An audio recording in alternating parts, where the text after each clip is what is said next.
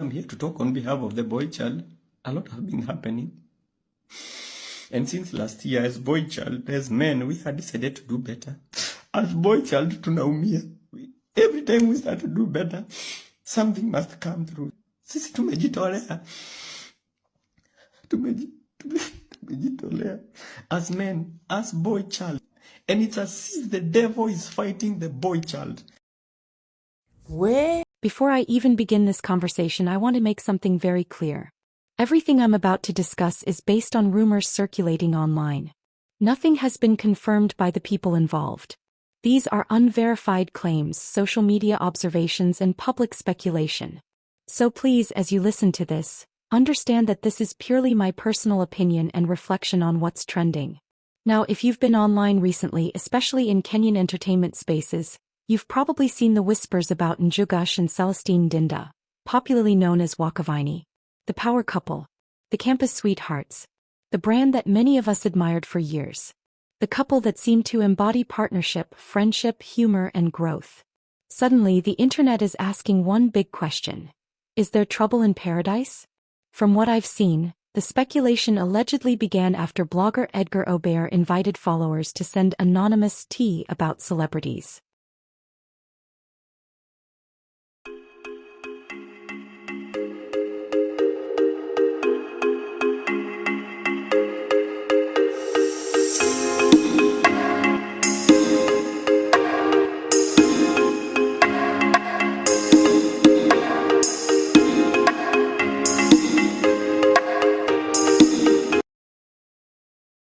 Several submissions reportedly claimed that Njugush and Celestine had separated in 2025.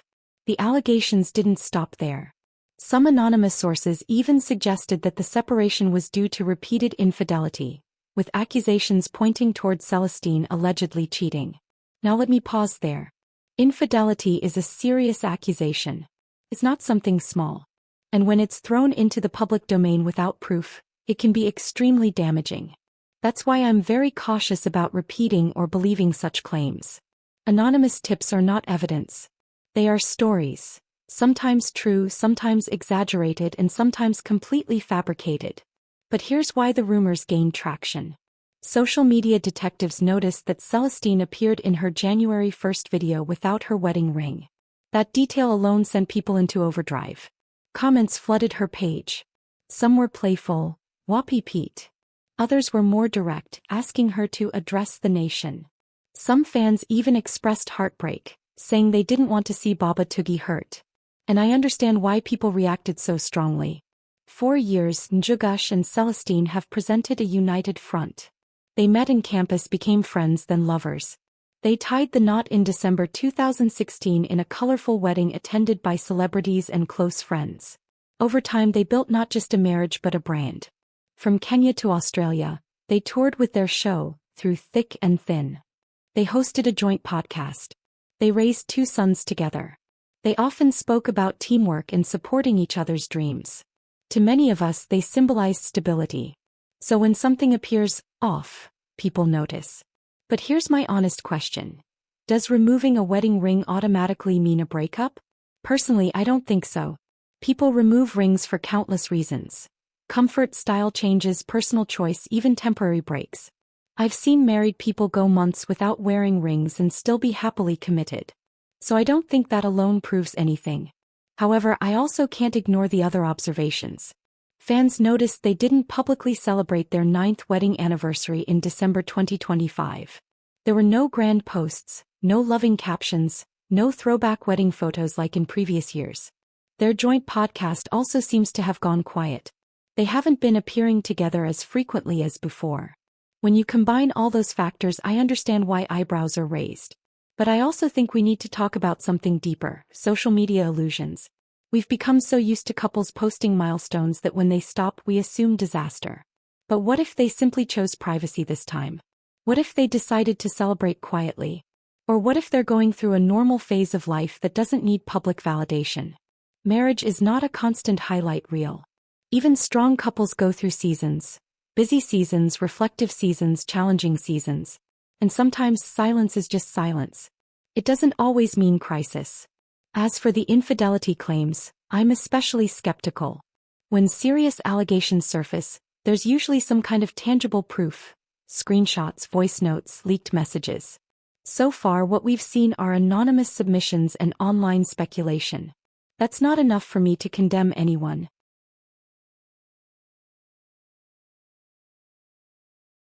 Challenges you men never discuss. Women, we are That's very... not a challenge. Wewe like kuacha socks, it's not a challenge. Like mama jana hakufanya, that's for me. I can live with that.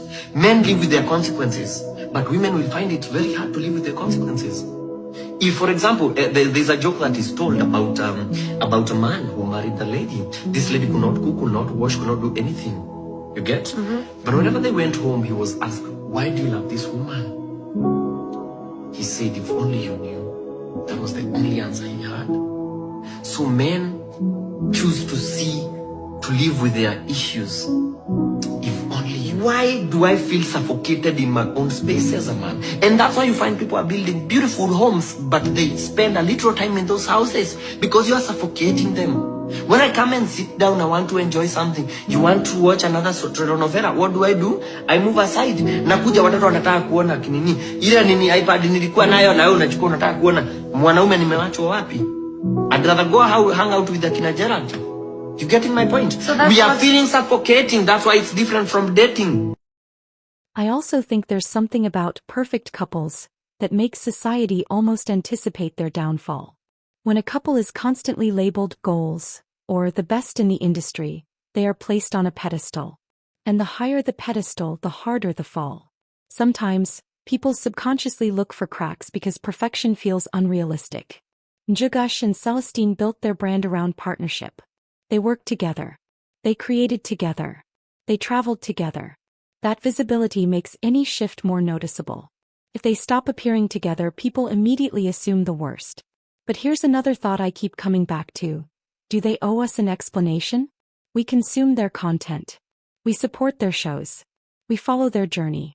But their marriage is still their marriage. Being public figures doesn't erase their right to privacy. If they are facing personal challenges, maybe they need space to handle it without the pressure of public commentary. At the same time, I understand fans feeling invested. When you watch a couple grow for over a decade, you feel connected. You celebrate their wins. You feel inspired by their story. So when rumors surface, it feels personal. I think the healthiest approach right now is neutrality. I'm not ready to declare them separated. I'm not ready to believe infidelity claims. And I'm not ready to dismiss everything either. I'm simply acknowledging that something feels different publicly, but that doesn't automatically confirm anything.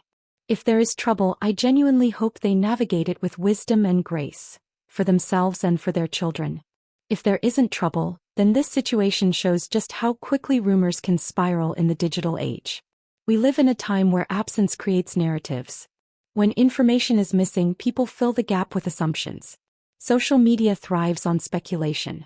A missing ring becomes a headline. A quiet anniversary becomes proof. Silence becomes guilt. But real life is rarely that simple. What I do know is that Njugush and Celestine have built something powerful together over the years.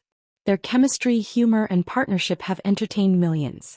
Whether they are still together or choosing a different path, that history doesn't disappear. I also think this is a reminder for all of us to be careful about how we engage with rumors. Words online can have real-life consequences. Children grow up and read these comments. Families see these accusations. Reputations can be damaged permanently by unverified claims. Until they speak for themselves, everything remains speculation. So for now, I'm choosing patience. I'm choosing respect.